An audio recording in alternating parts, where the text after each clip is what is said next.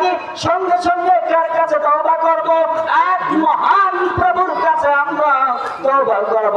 শুধু তাই নয়, মহান রব্বুল আলামিন সূরা কাসাস ৮ নম্বর আয়াতের মধ্যে বলতেছেন, ইয়া আইয়ুহাল্লাযীনা আমানু তুবু ইলাল্লাহি তাওবাতান নাসুহা আসা রাব্বুকুম ওয়া ইউকাফিরু আনকুম সাইয়্যাতিকুম ওয়া ইউদখিলকুম জান্নাতিন তাজরি মিন তাহতিহাল আনহার। আমার রব্ব শুনে রাখো, ও ঈমানদারগণ, তোমরা শুনে রাখো, তোমরা যারা ঈমান আনয়ন করেছো, তোমরা যারা আমি রবকে ভয় পাও, তোমরা শুনে রাখো, তোমরা যদি ভুলগুলো করে থাকো তাহলে তোমরা আমি রবের নিকটে আমার কাছে তোমরা ক্ষমা প্রার্থনা করো, আমার নিকটে ক্ষমা চাও, ক্ষমা প্রার্থনা করো, আমার নিকটে তওবা করো। কোন তওবা? তওবাতান নাসুহা, যে তওবাটা করার কারণে আমি রব তোমাদের মন্দ কর্মগুলোকে, মন্দ কাজগুলোকে আমি ক্ষমা করে দেব, মোচন করে দেব।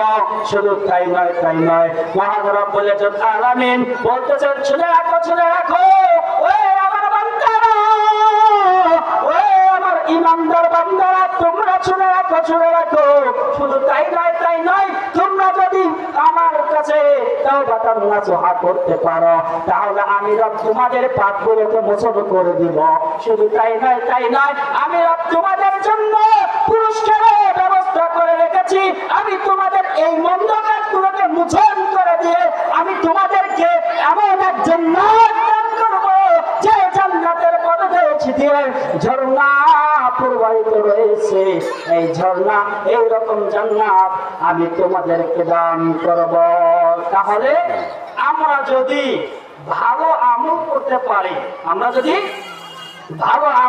পারি, নেক আমল করতে পারি, অবশ্যই আল্লাহ সুবহানাহু ওয়া তাআলা আমাদেরকে জান্নাত দান করবেন। আর যদি আমরা আমাদের পাপগুলোর জন্য তওবা করি তাহলে আল্লাহ সুবহানাহু ওয়া তাআলা আমাদের পাপগুলোকে মোচন করে দেবেন। একটি হাদিস, সংক্ষিপ্ত ছোট্ট একটি হাদিস, আনাস রাদিয়াল্লাহু তাআলা কি বলেন? রাসূল সাল্লাল্লাহু আলাইহি ওয়াসাল্লাম বলেছেন, কুল্লু বানি আদম খাতাউন ওয়া খায়রুল খাতাইনা তাওয়াবুন। শুনে রাখো, ওই আমার উম্মতেরা, সেই আদম সন্তান যত হয়েছে তার মধ্যে সবচেয়ে উত্তম এবং সবচেয়ে ভালো উৎকৃষ্ট বান্দা হচ্ছে সেই আল্লাহর বান্দি যারা পাপ করার পর এক মহান রবের নিকটে সঙ্গে সঙ্গে তওবা করে। আল্লাহ সুবহানাহু ওয়া তাআলা আপনাকে, আমাকে, আমাদের সকলকে তওবা করার তৌফিক দান করে দিক। সকলে বলি আল্লাহুম্মা আমিন। সম্মানিত